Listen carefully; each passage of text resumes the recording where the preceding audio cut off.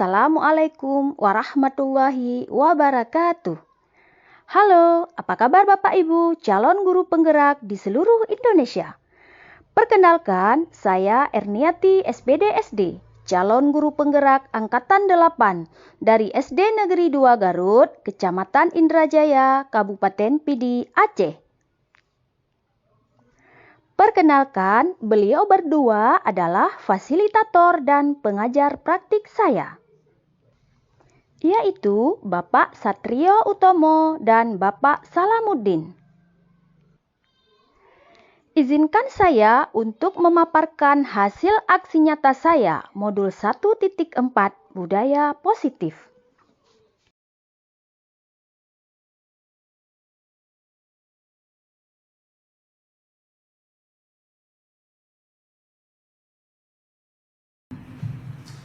Assalamualaikum warahmatullahi wabarakatuh.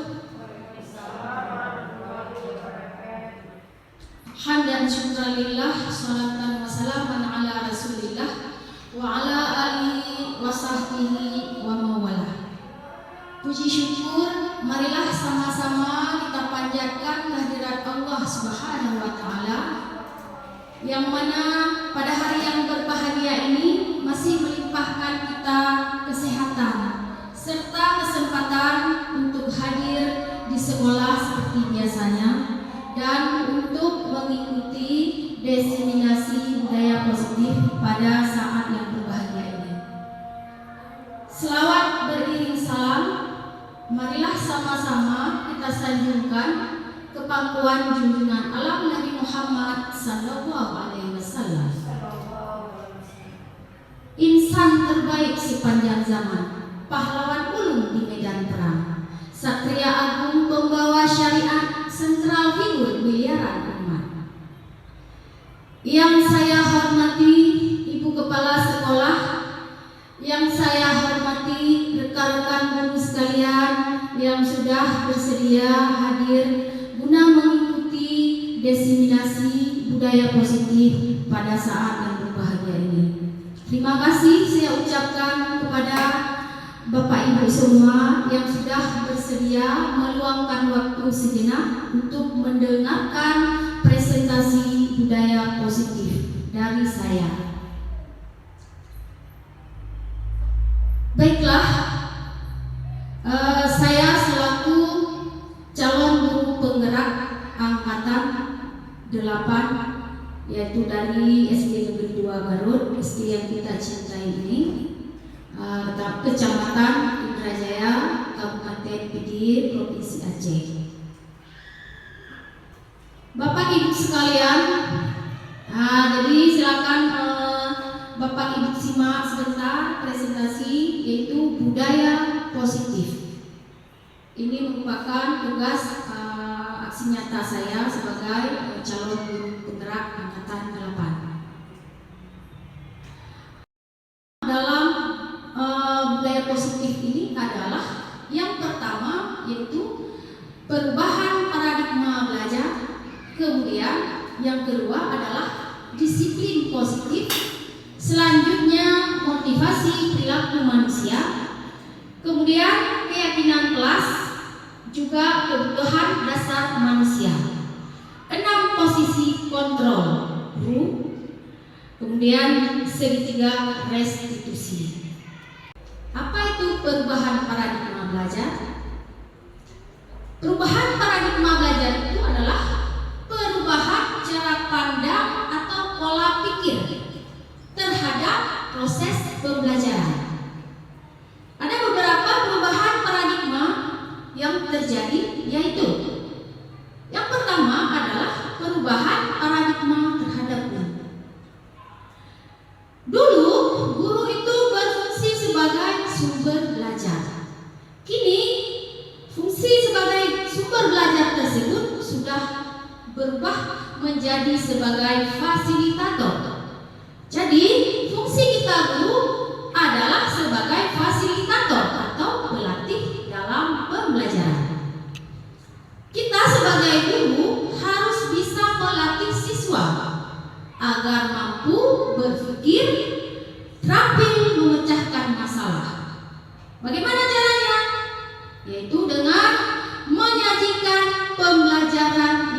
bermakna dan bermanfaat bagi kehidupannya nanti.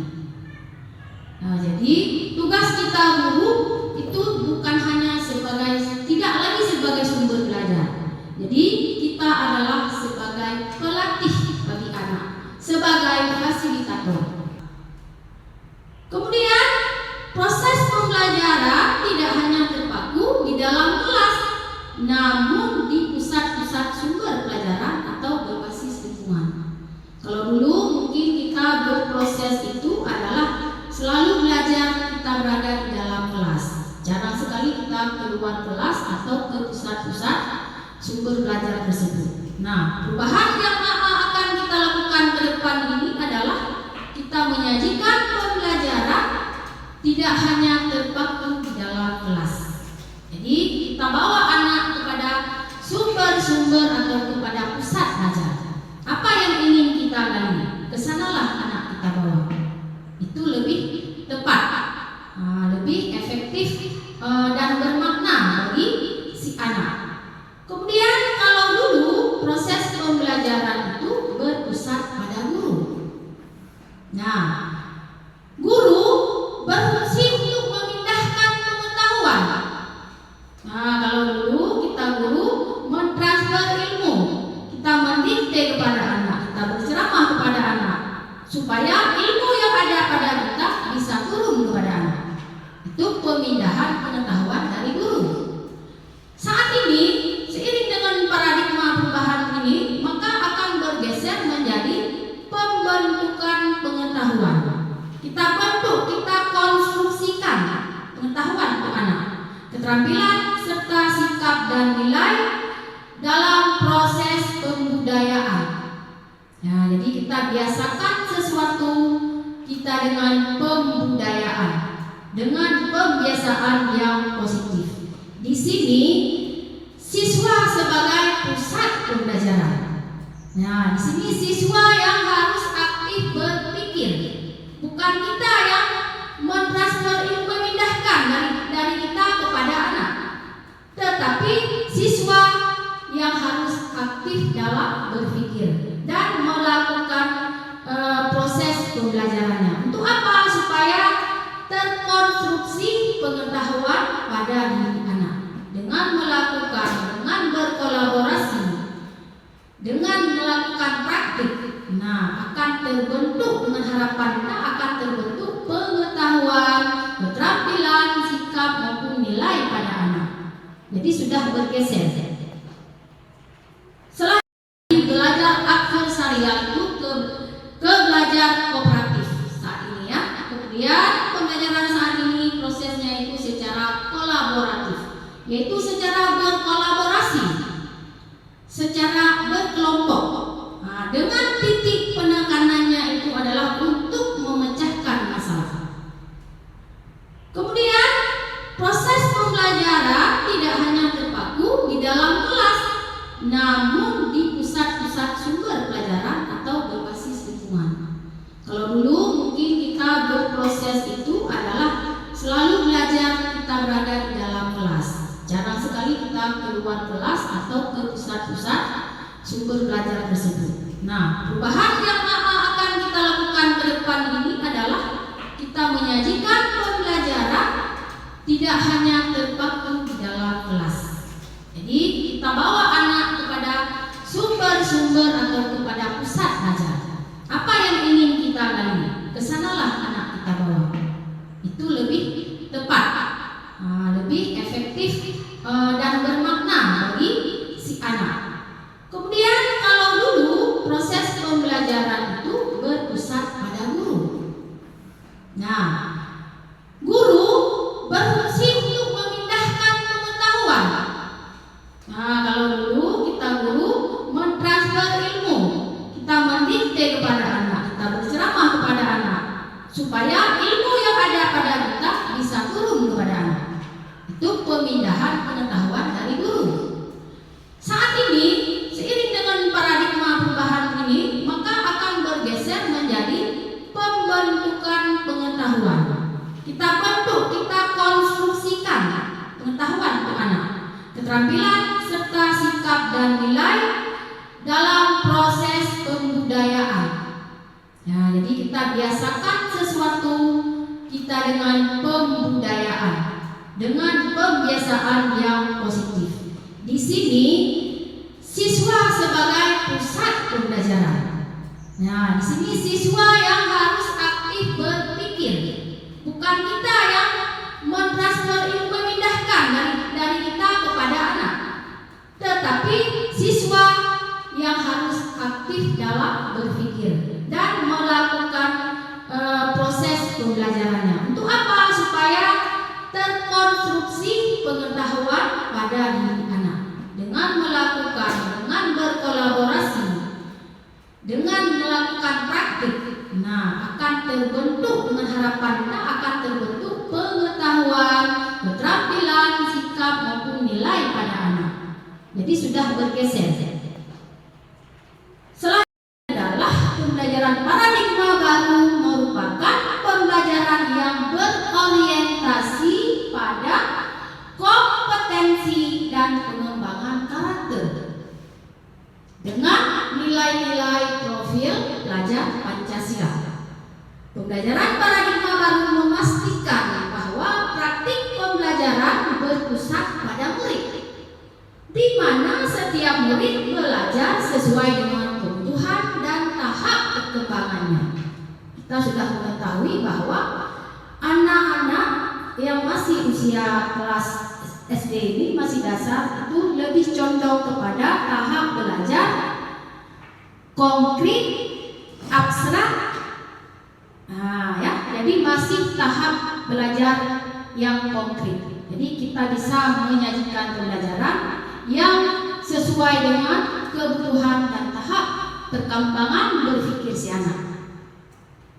Orientasi kita adalah penguatan profil pelajar Pancasila, yang mana profil pelajar Pancasila ini elemennya yang pertama adalah beriman dan bertakwa terhadap Tuhan yang Maha Esa. Selanjutnya berakhlak mulia. Ini yang kita ajarkan kepada anak. Kemudian berkebinekaan global. Jadi siswa bisa berpikir secara global, secara luas, tidak kaku. Selanjutnya adalah gotong royong. Jadi kita tanamkan sikap gotong royong, jiwa gotong royong kepada anak didik kita.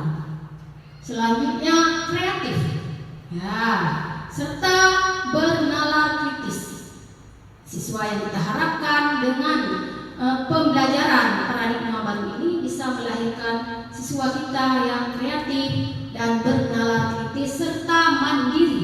Siswa bisa melakukan sesuatu dengan penuh tanggung jawab, dengan kesadaran dirinya, tanpa ada paksaan dari guru. Inilah harapan kita ke depannya untuk pembelajaran siswa.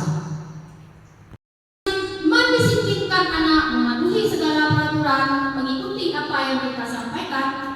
Nah, disinilah disebut dengan disiplin positif. Disiplin positif itu adalah proses pembelajaran.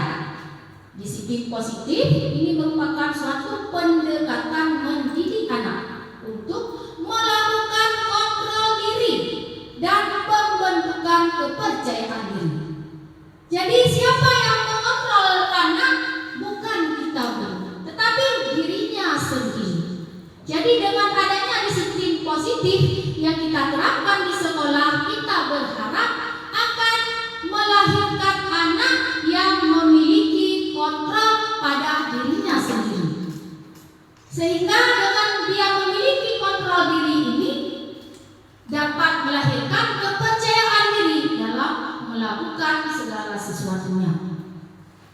Cara penerapannya yaitu melalui disiplin yang mengajarkan anak bertanggung jawab dan menumbuhkan kesadaran diri atas nilai-nilai kebajikan yang ada, sehingga membuat murid memahami dan menyadari berdasarkan motivasi dari dalam diri, bukan dari luar, bukan paksaan, pujian ataupun hukuman.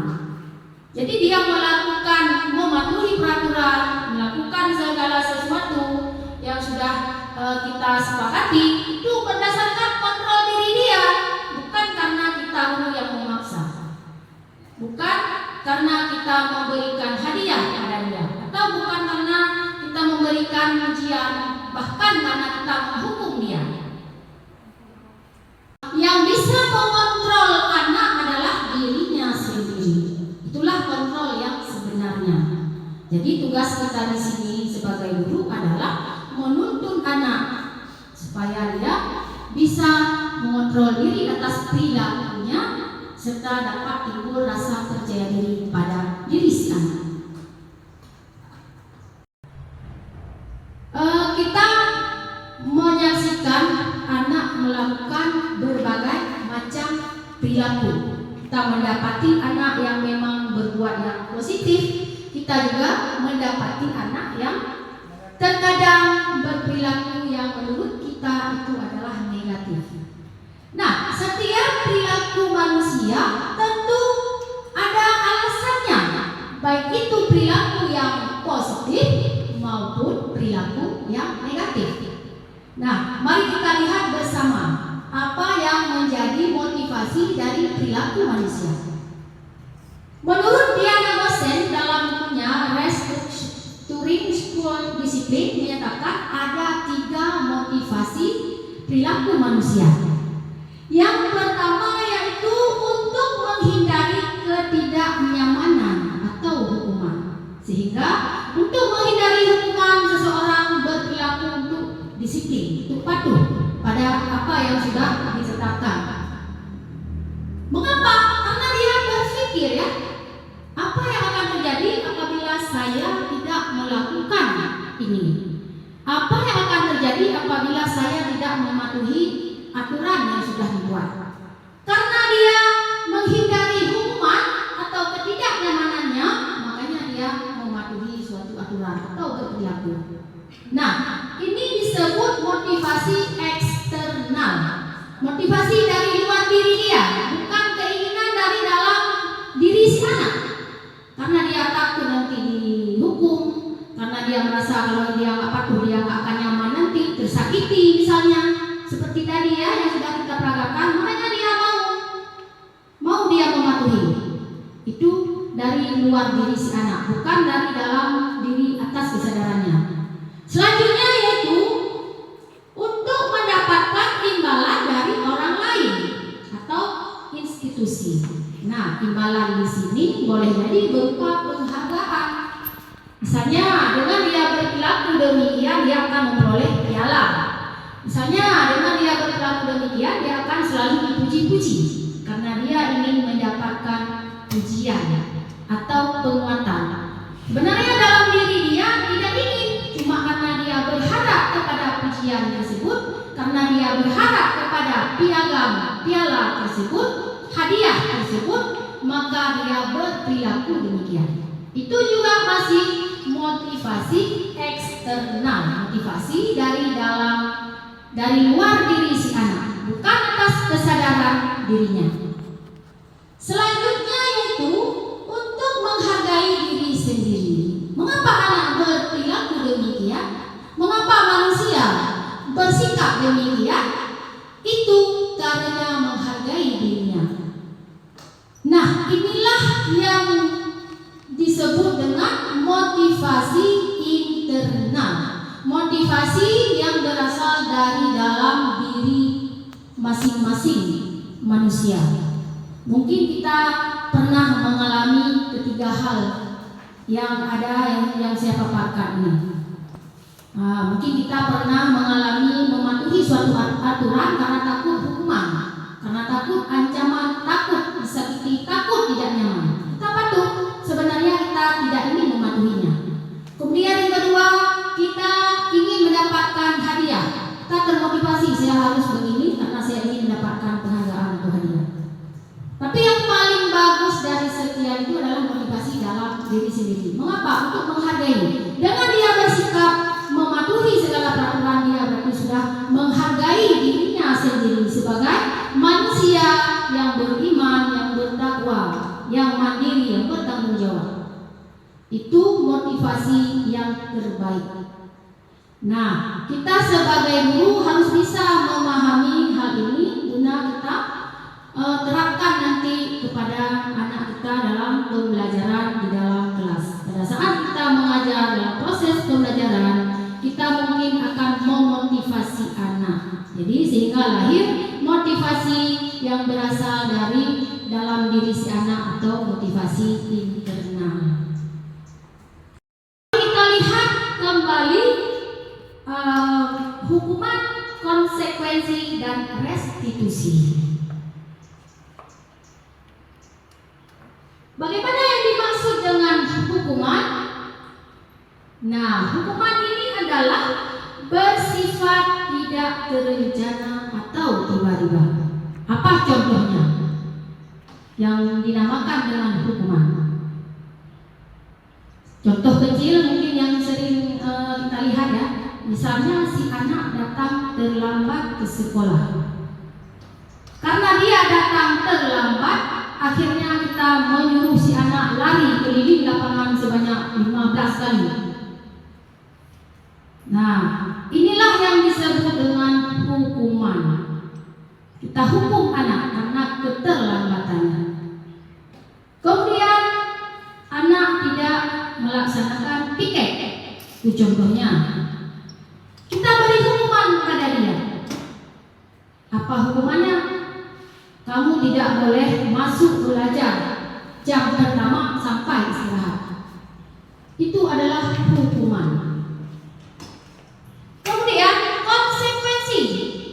Apa itu konsekuensi? Kalau konsekuensi ini adalah sudah terencana atau sudah kita sepakati bersama, sudah dibahas dan disetujui oleh murid. Sebelum kita terapkan, kita sudah sosialisasikan konsekuensi kepada anak. Jika kamu melakukan ini, maka kamu akan menerima konsekuensinya seperti ini. Sudah kita beritahukan terlebih dahulu sebelum kita laksanakan. Ini disebut dengan konsekuensi. Jadi anak pada saat melakukan suatu yang negatif, dia sudah tahu, dia sudah siap menerima konsekuensi dari perbuatan dia. Apa contoh konsekuensinya? Misalnya si anak tidak sengaja menjatuhkan menjatuhkan gelas di meja sehingga air tumpah. Jadi konsekuensinya apa? Si anak harus bersedia membersihkan meja tersebut sampai bersih kembali. Itulah konsekuensi. Beda dengan hukuman tadi ya. Kalau hukuman itu lebih menyakitkan bagi anak. Kalau konsekuensi ini ada sifat memperbaiki, ya, memperbaiki apa yang sudah salah atau yang negatif. Itu namanya konsekuensi. Contoh lagi yang lain, misalnya si anak mencoret-coret dinding sekolah. Itu dia menerima konsekuensi. Dia harus bersedia membersihkan dinding itu sampai bersih seperti semula. Itu konsekuensi. Jadi konsekuensi ini adalah ada nilai memperbaiki dari yang sudah dia lakukan. Selanjutnya restitusi. Ini menyelesaikan suatu masalah atau hal negatif yang sudah dilakukan oleh anak, yaitu dengan restitusi. Restitusi itu apa? Ya, proses menciptakan kondisi bagi murid untuk memperbaiki kesalahan mereka sehingga mereka bisa kembali pada kelompok mereka dengan karakter yang lebih kuat. Nah, inilah yang disebut dengan penyelesaian kasus segitiga restitusi. Sebagai guru, harapan kita nantinya Bapak Ibu, jika mendapati suatu permasalahan dengan anak, selesaikanlah masalah tersebut dengan menggunakan restitusi. restitusi. Salah satu cara ataupun penyelesaian yang ditawarkan untuk menciptakan disiplin positif. Apa itu ciri-ciri restitusi? Bapak Ibu, jika mengalami suatu masalah atau kasus dapat menggunakan restitusi ini. Yang pertama, ciri-cirinya restitusi ini bukan untuk menebus kesalahan. Apa yang sudah dilakukan oleh anak, dia tebus. Tetapi untuk belajar, dia sudah melakukan kesalahan, dia belajar dari kesalahan tersebut. Selanjutnya, memperbaiki hubungan. Dalam restitusi ini ada aspek untuk memperbaiki hubungan antara yang negatif yang sudah dia lakukan menjadi hubungan yang positif. Restitusi ini tawaran. Kita tawarkan kepada anak, kamu mau nggak berlaku begini? Kita tawarkan, tidak kita paksa. Selanjutnya, restitusi ini menuntut untuk melihat ke dalam diri. Kita panggil jiwa anak untuk melihat dalam dirinya apa sebenarnya yang positif. Kemudian mencari kebutuhan dasar yang mendasari tindakan. Mengapa dia melakukan hal demikian? Kita sudah belajar dari 5 kebutuhan dasar manusia. Nanti akan kita pelajari ya. Kemudian restitusi ini adalah cara yang paling baik yang fokus pada karakter bukan tindakannya. Karakter yang kita fokuskan akan lahir pada anak. Kemudian restitusi ini juga menguatkan. Kita memberi penguatan ya, menguatkan anak yang melakukan perbaikan. Selanjutnya kita mengembangkan murid yang berbuat salah, kita kembalikan kepada kelompoknya. Agar dia yang berbuat salah itu bisa diterima kembali oleh kelompoknya, tidak dikucilkan. Itu penyelesaian yang mencirikan restitusi. Penyelesaian masalah. Baiklah, keyakinan sekolah atau kelas. Bapak Ibu, kita sudah membuat keyakinan kelas. Pada awal tahun ajarannya kita sudah sepakati dengan siswa. Mengapa kita buat keyakinan kelas? Mengapa tidak peraturan saja? Apa bedanya? Yang pertama, mengapa kita memiliki peraturan tentang penggunaan helm pada saat mengendarai kendaraan roda 2 atau motor? Bapak Ibu, kenapa Bapak Ibu menggunakan helm? Untuk menyelamatkan kita. Iya. Iya, tepat sekali. Kita menggunakan helm untuk keselamatan kita sendiri. Selanjutnya, mengapa kita memiliki peraturan tentang penggunaan masker dan cuci tangan setiap saat? Ini pada saat COVID. Iya, mengapa? Supaya tidak cepat terjangkit virus yang berarti di sini kita menghargai nilai kesehatan.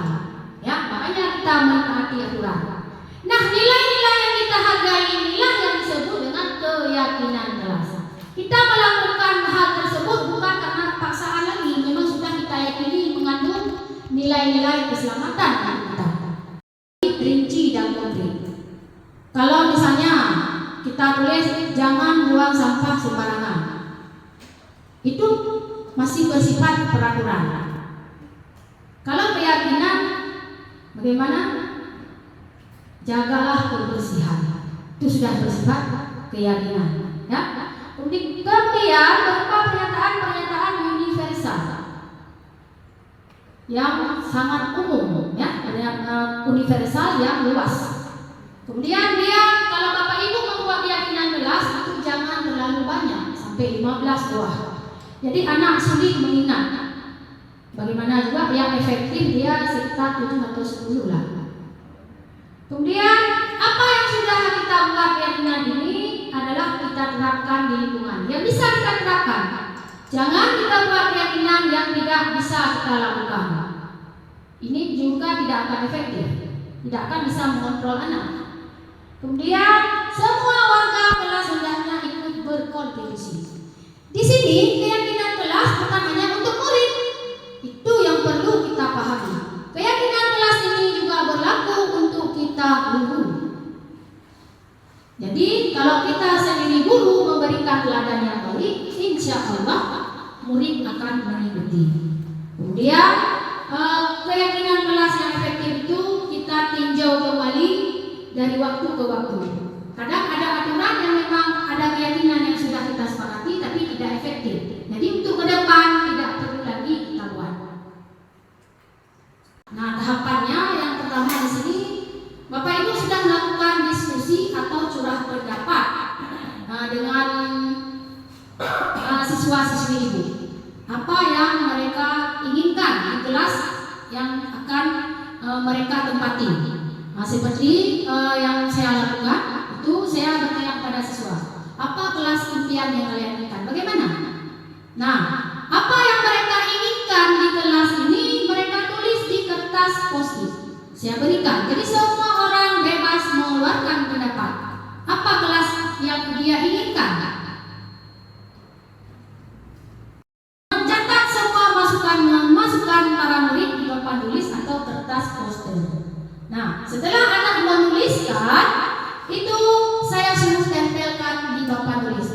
Biar semua bisa melihat.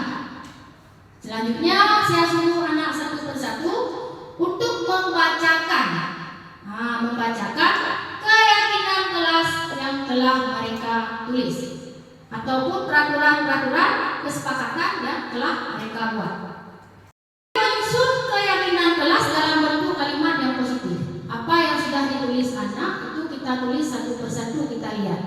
Ada berapa macam, kita kelompokkan kesepakatannya ya dalam kertas. Selanjutnya setelah kita kita rangkum seperti ini, kita rumuskan, kita suruh amati sama anak. Kita suruh baca kembali. Apakah mereka sudah setuju dengan yang sudah dibuat itu? Jika mereka sudah setuju, sudah dilihat ini sudah benar, ataukah ada penambahan lagi dari yang sudah kita buat? Jika sudah oke semuanya, kita mintakan kertas yang berisikan keyakinan yang sudah kita buat tadi. Untuk apa ditanda tangan? Supaya muncul rasa tanggung jawab si anak, muncul rasa mandiri dia untuk mengontrol dirinya, mengikuti keyakinan yang telah dibuat sebagai bentuk perjanjian dia dengan dirinya sendiri. Di sini kita sebagai guru juga menandatangani apa keyakinan yang telah kita buat. Lalu kita tempelkan di boleh di depan, kita tempelkan ataupun di pojok. Jadi di tempat yang anak setiap saat bisa melihat, ya, bisa melihat keyakinan tersebut. Bapak Ibu, jadi 5 kebutuhan dasar manusia ini, yang pertama adalah kebutuhan untuk bertahan hidup. Apa kebutuhan untuk bertahan hidup? Yaitu termasuk kebutuhan akan makanan. Ini kebutuhan untuk bertahan hidup. Jadi kita manusia, setiap yang namanya insan yang bernyawa pasti memiliki kebutuhan untuk bertahan hidup. Termasuk juga kebutuhan akan makanan, kebutuhan akan melestarikan keturunan. Ini kebutuhan untuk bertahan hidup juga. Kemudian kebutuhan akan kasih sayang dan rasa diterima. Setiap anak, setiap insan, setiap manusia pasti memiliki rasa kebutuhan akan kasih sayang. Kita perlu nggak akan kasih sayang? Perlu ya. Kita ingin menyayangi, kita ingin disayangi, kita ingin mencintai, dan kita juga ingin dicintai. Itu memang lumrah, yang namanya manusia pasti butuh akan kasih sayang dan rasa diterima, tidak ditolak oleh lingkungan. Kemudian yang ketiga adalah kebutuhan akan kekuasaan. Kita ingin apa yang kita lakukan ini adalah bebas ya. ada kebebasan, bebas kita dalam melakukan apa yang kita inginkan. Ini adalah kebutuhan akan kebebasan. Kalau kebutuhan akan kekuasaan bagaimana? Kita ingin bisa menguasai, kita ingin mendominasi. Ada keinginan kita untuk mendominasi. Itulah namanya kebutuhan akan kekuasaan. Selanjutnya kebutuhan akan kesenangan. Kita ingin bersenang-senang ya. Kita ingin berbahagia, kita ingin berperilaku yang tidak terikat, tidak ingin kita merasa takut dengan orang, ya. Jadi inilah kita ingin kesenangan, disebut dengan kebutuhan akan kesenangan. Jadi 5 kebutuhan dasar ini harus dipenuhi oleh setiap manusia. Bagaimana jika tidak terpenuhi? Akan melahirkan perilaku negatif atau yang bertentangan, seperti yang mungkin terjadi pada anak-anak kita, pada kasus yang kita alami di sekolah. Ya, mengapa anak kadang-kadang tidak semangat dalam belajar? Mungkin dia makan pagi saja belum. Itu kebutuhan bertahan hidup, kebutuhan makan tidak terpenuhi, makanya timbul perilaku negatif pada anak. Jadi Bapak Ibu, dengan kita mengetahui 5 kebutuhan dasar manusia ini, jadi kita bisa memahami anak, memahami perilaku yang menjadi motivasi anak. Sehingga dengan adanya perilaku-perilaku tersebut, kita selesaikan nanti dengan segitiga restitusi. Baiklah Bapak Ibu, sekarang mari kita tonton posisi kontrol guru terhadap murid. Di sini ada 5 posisi kontrol. Ya, yang pertama adalah sebagai penghukum. Kita guru sebagai penghukum murid. Yang kedua sebagai teman. Bagaimana seorang guru yang bertindak sebagai teman terhadap murid. Selanjutnya yang bertindak sebagai pemantau. Kemudian bagaimana yang disebut dengan pembuat merasa bersalah, dan yang terakhir adalah sebagai manajer. Jadi 5 posisi kontrol ini sering kita lakukan di sekolah. Mari kita lihat kita termasuk posisi kontrol yang mana.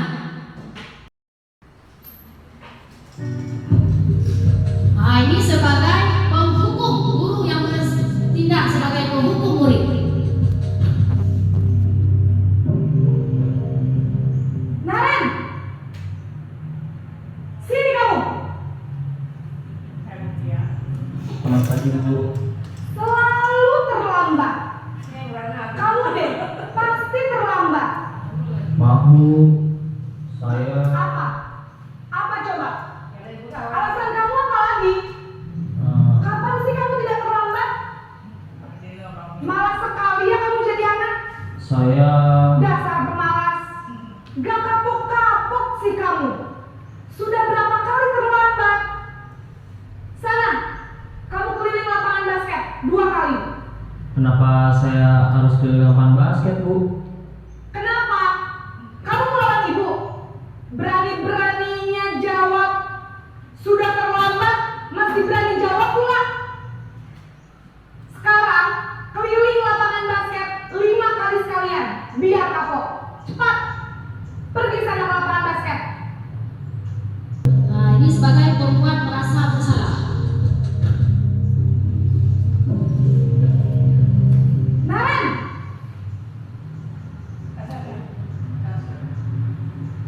Selamat pagi Bu. Naren. Kamu kenapa terlambat lagi, nak? Ya Tuhan, Naren. Kamu senang ya bikin ibu susah ya? Kalau kamu terlambat lagi, nanti ibu yang ditegur bapak kepala sekolah, nak. Disangka ibu tidak bisa membina kamu. Duh, gimana ini? Maaf Bu. Duh, Gusti Naren. Kamu suka ya kalau ibu ditegur bapak kepala sekolah? Terus, sekarang ibu harus tulis apa ini di buku absen?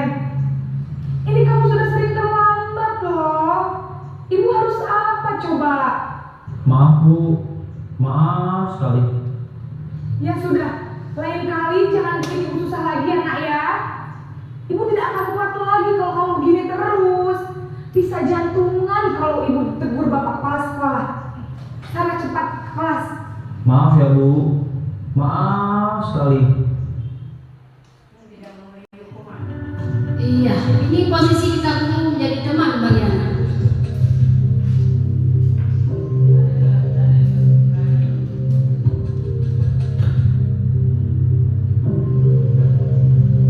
Naren!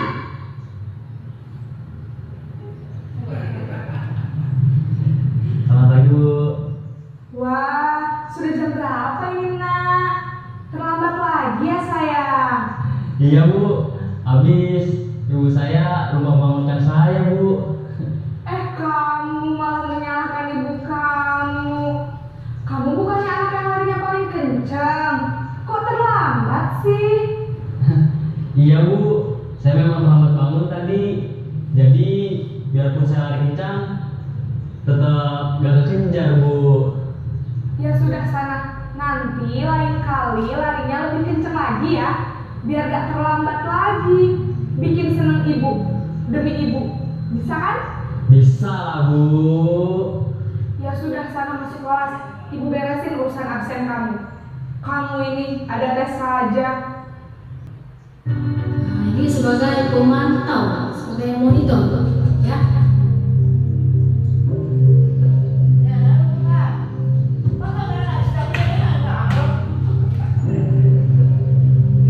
Naren!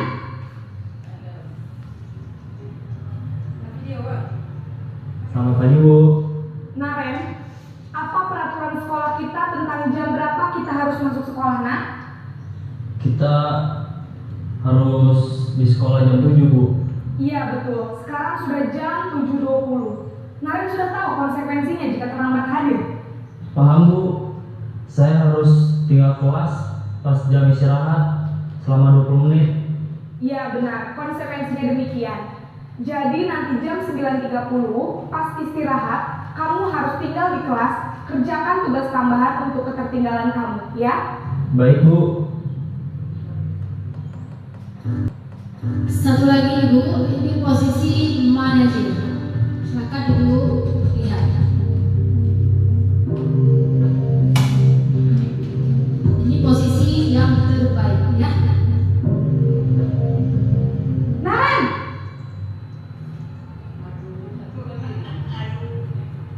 Selamat pagi Bu. Selamat pagi Naren. Maaf Bu, saya terlambat. Iya, sekolah masuknya jam 7, sekarang sudah jam 7.20. Jadi sekarang bagaimana ini Naren? Maaf Bu, saya lupa setel alarm saya semalam. Baiklah, menurut kamu, keyakinan sekolah yang mana yang perlu kamu tingkatkan?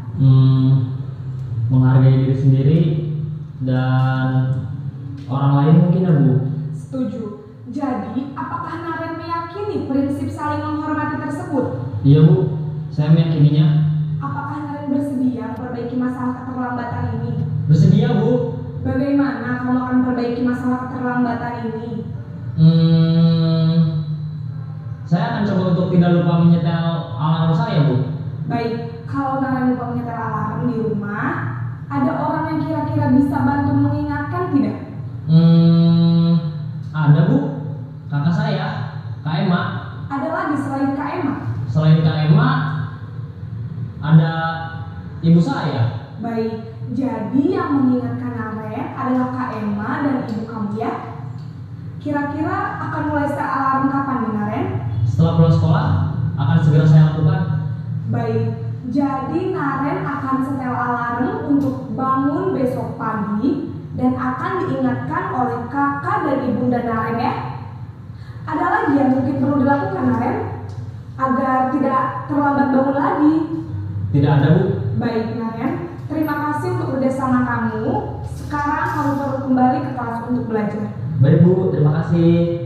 Bapak Ibu, kita sudah menonton tadi ya. Menurut Bapak Ibu, posisi mana yang paling bagus kita ambil jika ada kasus anak yang seperti itu? Yang penghukum atau sebagai teman, sebagai manajer, sebagai pembuat merasa merasa bersalah yang mana? Sebagai manajer bisa sebagai teman juga bisa ya, sebagai teman. Yang sering kita lakukan yang mana? Sebagai teman. Sebagai teman, laporannya. Ibu Sah sebagai penghukum. Oke, kemudian Sebagai manajer. manajer. Pak Fakrul sama sebagai manajer. Ada yang sebagai pembuat merasa bersalah? Jarang ya. Yang banyak kita lakukan adalah penghukum sebagai teman, dan ada juga yang melakukan manajer. Jadi yang paling bagus posisi kita sebagai guru di sini adalah sebagai manajer. Jadi jika kita menjadi manajer, kita membuat anak yang menyadari apa kesalahan yang sudah dilakukan. Bukan kita yang menunjukkan kamu ini salah. Tidak, kita tanyakan sama dia. Jadi dia sendiri yang mengetahui apa kesalahannya. Dia sendiri mencari solusi atas kesalahan yang dia lakukan. Karena dialah yang paling tahu di rumahnya. Dialah yang paling tahu masalahnya. Jadi dia sendiri yang akan menyelesaikan masalahnya sendiri.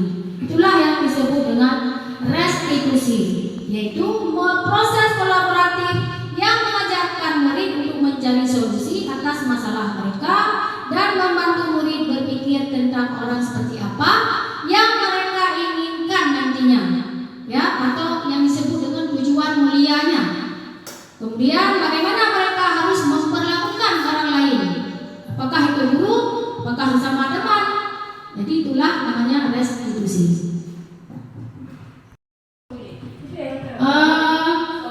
Jadi Bapak Ibu, dalam menyelesaikan sebuah kasus siswa, kita menggunakan segitiga restitusi. Ya Bapak Ibu ya, segitiga restitusi ini ada tiga tahap.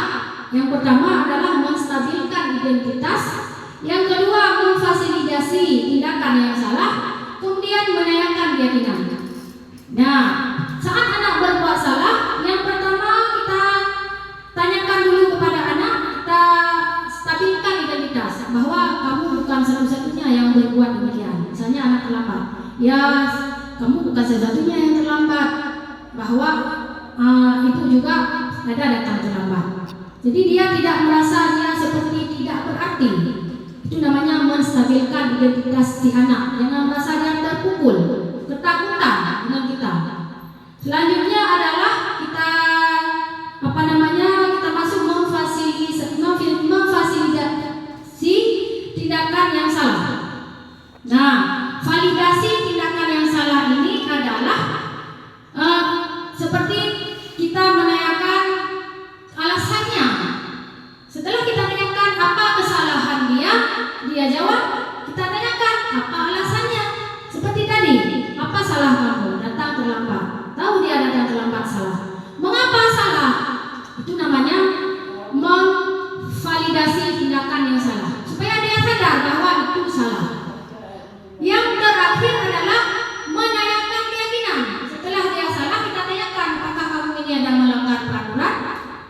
Keyakinan mana yang sudah kamu langgar?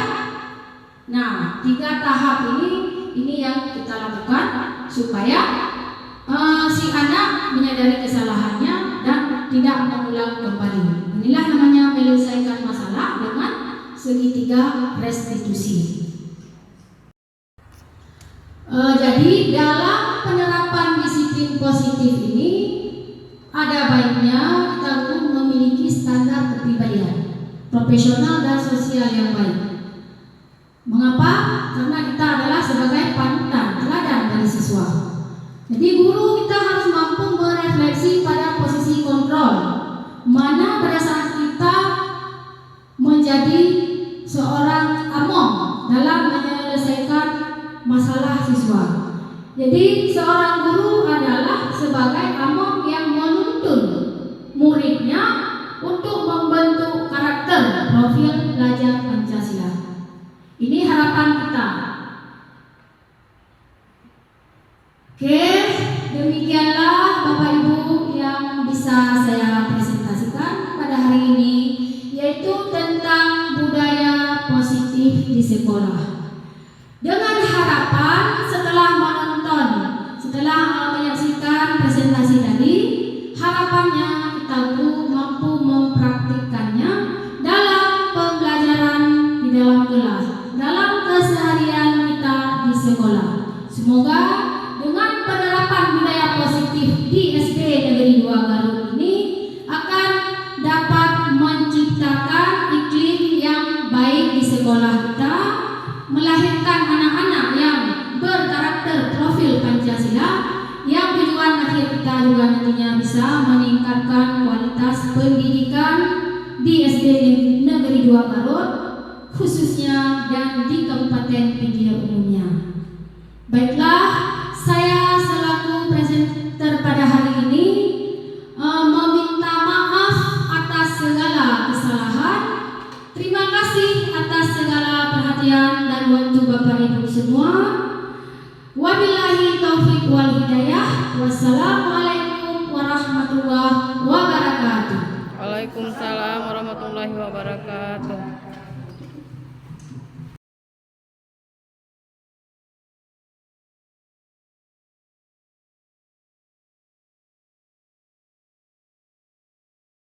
Assalamualaikum warahmatullahi wabarakatuh.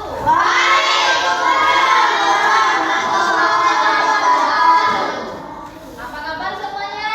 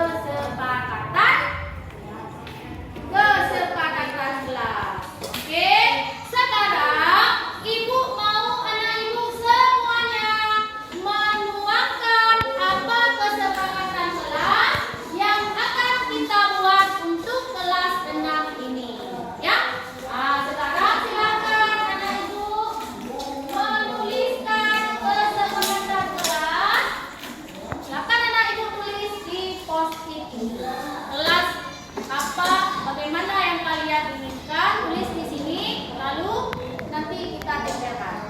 Ya, kita jadikan sebuah kesepakatan kelas. Oke?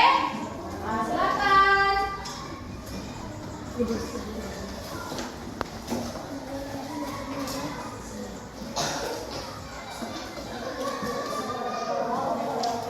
Silakan ditulis.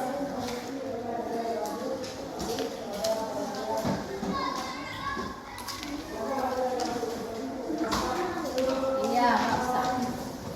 Tulis saja apa kesepakatannya nanti yang kalian inginkan di kelas ini. Ya.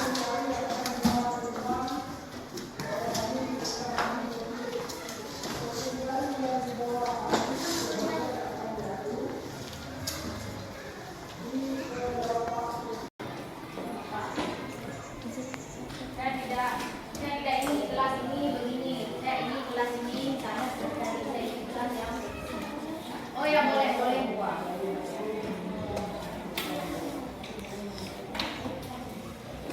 Boleh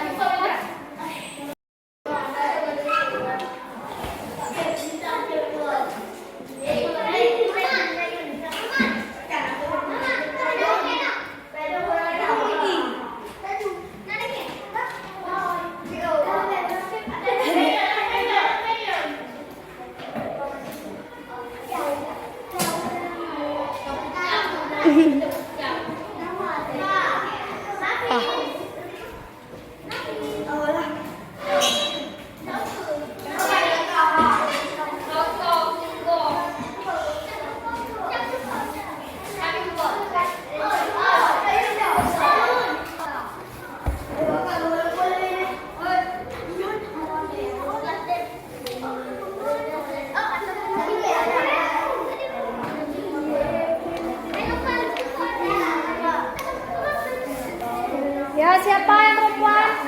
Silakan.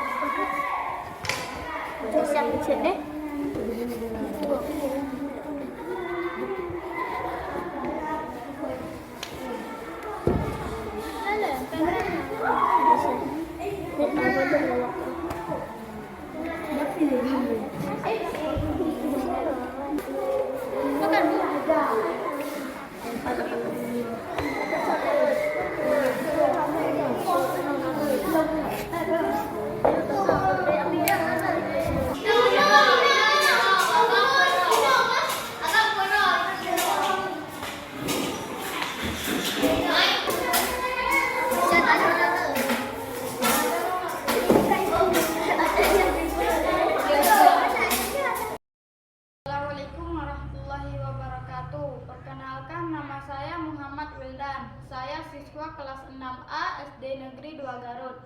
Menurut saya, pembuat keyakinan kelas itu sangat menyenangkan. Kami bisa memberi pendapat yang kami inginkan. Kami bisa tahu apa yang harus kami lakukan agar terciptanya suasana kelas yang menyenangkan, aman, dan nyaman. Kami menjadi tahu apa yang harus kami lakukan agar menjadi murid yang berkarakter profil pelajar Pancasila. Terima kasih kepada Bu Erni yang telah mengajarkan kami apa saja tentang budaya positif, dan kami akan selalu menerapkan budaya positif dalam kehidupan sehari-hari, baik itu di kelas, di sekolah, di rumah, dan di masyarakat. Sekian, Assalamualaikum warahmatullahi wabarakatuh.